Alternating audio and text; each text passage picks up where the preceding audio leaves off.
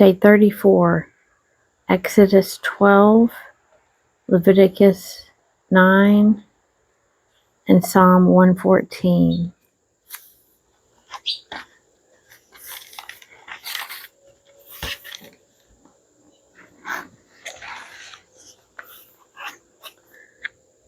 Exodus 12, the Passover instituted.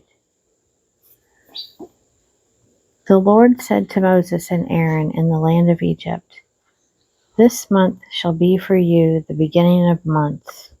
It shall be the first month of the year for you. Tell all the congregation of Israel that on the 10th day of this month they shall take every man a lamb, according to their fathers' houses, a lamb for a household. And if the household is too small for a lamb, then a man and his neighbor next to his house shall take according to the number of persons. According to what each can eat, you shall make your count for the lamb. Your lamb shall be without blemish, a male a year old. You shall take it from the sheep or from the goats, and you shall keep it until the 14th day of this month, when the whole assembly of the congregation of Israel shall kill their lambs in the evening. Then they shall take some of the blood and put it on the 2 doorposts and the lintel of the houses in which they eat them. They shall eat the flesh that night, roast it with unleavened bread and bitter herbs. They shall eat it. Do not eat any of it raw or boiled with water, but roast it, its head with its legs and its inner parts. And you shall let none of it remain until the morning. Anything that remains until the morning you shall burn. In this manner you shall eat it, your loins girded, your sandals on your feet, and your staff in your hand. And you shall eat it in haste. It is the Lord's Passover. For I will pass through the land of Egypt that night, and I will strike all the firstborn in the land of Egypt, both man and beast. And on all the gods of Egypt I will execute judgments. I am the Lord. The blood shall be a sign for you upon the houses where you are, and when I see the blood, I will pass over you, and no plague shall fall upon you to destroy you when I strike the land of Egypt. This day shall be for you a memorial day, and you shall keep it as a feast to the Lord throughout your generations. You shall observe it as an ordinance forever. 7 days you shall eat unleavened bread. On the first day you shall put away leaven out of your houses. For if anyone eats what is leavened from the first day until the 7th day, that person shall be cut off from Israel. On the first day you shall hold a holy assembly, and on the 7th day a holy assembly. No work shall be done on those days, but what everyone must eat, that only may be prepared by you. And you shall observe the feast of unleavened bread, for on this very day I brought your hosts out of the land of Egypt.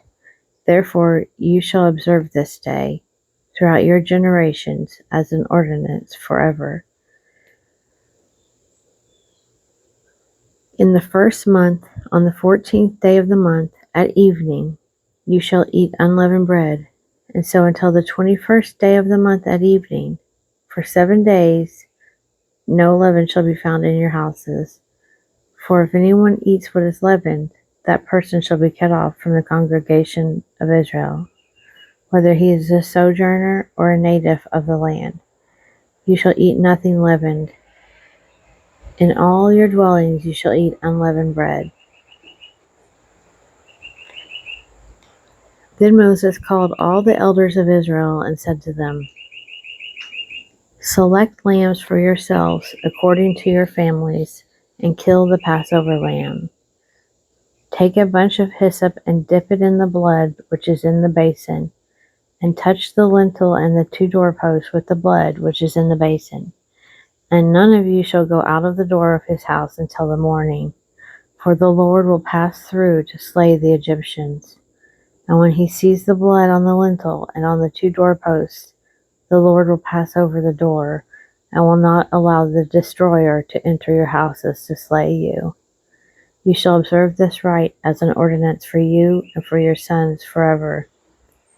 And when you come to the land which the Lord will give you, as he has promised, you shall keep this service. And when your children say to you, "What do you mean by this service?" you shall say, "It is the sacrifice of the Lord's Passover, for he passed over the houses of the sons of Israel in Egypt, when he slew the Egyptians, but spared our houses." And the people bowed their heads and worshipped. Then the sons of Israel went and did so, as the Lord had commanded Moses and Aaron, so they did. The 10th plague, the death of Egypt's firstborn. At midnight, the Lord struck all the firstborn in the land of Egypt, from the firstborn of Pharaoh, who sat on his throne, to the firstborn of the captive who was in the dungeon, and all the firstborn of the cattle. And Pharaoh rose up in the night, he and all his servants, and all the Egyptians. And there was a great cry in Egypt, for there was not a house where one was not dead. And he summoned Moses and Aaron by night, and said, "Rise up, go forth from among my people, with you and the sons of Israel, and go, serve the Lord as you have said. Take your flocks and your herds, as you have said, and be gone, and bless me also." The Exodus, from Ramses to Succoth. And the Egyptians were urgent with the people to send them out of the land in haste, for they said, "We are all dead men." So the people took their dough before it was leavened, their kneading bowls before being bound up, and their mantles on their shoulders. The sons of Israel had also done as Moses told them, for they had asked of the Egyptians jewelry of silver and of gold, and clothing. And the Lord had given the people favor in sight of the Egyptians, so that they let them have what they asked. Thus they despoiled the Egyptians. And the sons of Israel journeyed from Ramses to Succoth, about 600,000 men on foot, besides women and children. A mixed multitude also went up with them, and very many cattle, both flocks and herds. And when they baked unleavened cakes of the dough which they had brought out of Egypt, for it was not leavened, because they were thrust out of Egypt and could not tarry, neither had they prepared for themselves any provisions. The time that the sons of Israel dwelt in Egypt was 430 years. And at the end of 430 years, on that very day, all the hosts of the Lord went out from the land of Egypt. It was a night of watching by the Lord, to bring them out of the land of Egypt. So this same night is the night of watching, kept to the Lord by all the sons of Israel throughout their generations. The ordinance of the Passover. And the Lord said to Moses and Aaron, "This is the ordinance of the Passover. No foreigner shall eat of it, but every slave that is bought for money may eat of it after you have circumcised him. No sojourner or hired servant may eat of it. In one house shall it be eaten. You shall not carry forth any of the flesh outside the house, and you shall not break a bone of it. All the congregation of Israel shall keep it. And when a stranger shall sojourn with you, and will keep the Passover to the Lord, let all his males be circumcised. Then he may come near and keep it. He shall be as a native of the land, but no uncircumcised person shall eat of it. There shall be one law for the native and for the stranger who sojourns among you." Thus did all the sons of Israel, as the Lord commanded Moses and Aaron, so they did. And on that very day the Lord brought the sons of Israel out of the land of Egypt by their hosts.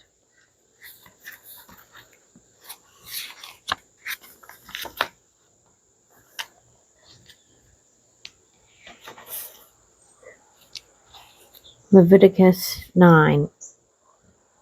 Aaron's priesthood inaugurated. On the 8th day Moses called Aaron and his sons and the elders of Israel, and he said to Aaron, "Take a bull calf for a sin offering, and a ram for a burnt offering, both without blemish, and offer them before the Lord. And say to the sons of Israel, Take a male goat for a sin offering, and a calf and a lamb, with a year-old without blemish, for a burnt offering, and an ox and a ram for peace offerings, to sacrifice before the Lord, and a cereal offering mixed with oil. For today the Lord will appear to you." And they brought what Moses commanded before the tent of meeting, and all the congregation drew near and stood before the Lord. And Moses said, "This is the thing which the Lord commanded you to do, and the glory of the Lord will appear to you." Then Moses said to Aaron, "Draw near to the altar, and offer your sin offering and your burnt offering, and make atonement for yourself and for the people, and bring the offering of the people, and make atonement for them, as the Lord has commanded." So Aaron drew near to the altar, and killed the calf of the sin offering, which was for himself. And the sons of Aaron presented the blood to him, and he dipped his finger in the blood, and put it on the horns of the altar, and poured out the blood at the base of the altar. But the fat and the kidneys and the appendage of the liver from the sin offering he burned upon the altar, as the Lord commanded Moses. The flesh and the skin he burned with fire outside the camp. He killed the burnt offering, and Aaron's sons delivered to him the blood, and he threw it on the altar round about. And they delivered the burnt offering to him piece by piece, and the head, and he burned them upon the altar. And he washed the entrails and the legs, and burned them with the burnt offering on the altar. Then he presented the people's offering, and took the goat of the sin offering, which was for the people, and killed it, and offered it for sin, like the first sin offering. And he presented the burnt offering, and offered it according to the ordinance. And he presented the cereal offering, and filled his hand from it, and burned it upon the altar, besides the burnt offering of the morning. He killed the ox also and the ram, the sacrifice of peace offerings for the people.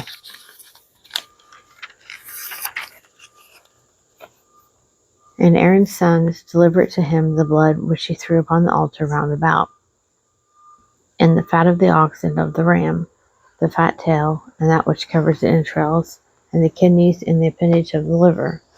And they put the fat upon the breast, and he burned the fat upon the altar. With the breast and the right thigh Aaron waved for a wave offering before the Lord, as Moses commanded. Then Aaron lifted up his hands toward the people and blessed them. And he came down from offering the sin offering, and the burnt offering, and the peace offerings. And Moses and Aaron went into the tent of meeting, and when they came out, they blessed the people. And the glory of the Lord appeared to all the people.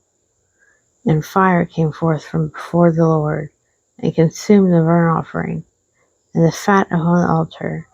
And when all the people saw it, they shouted and fell on their faces.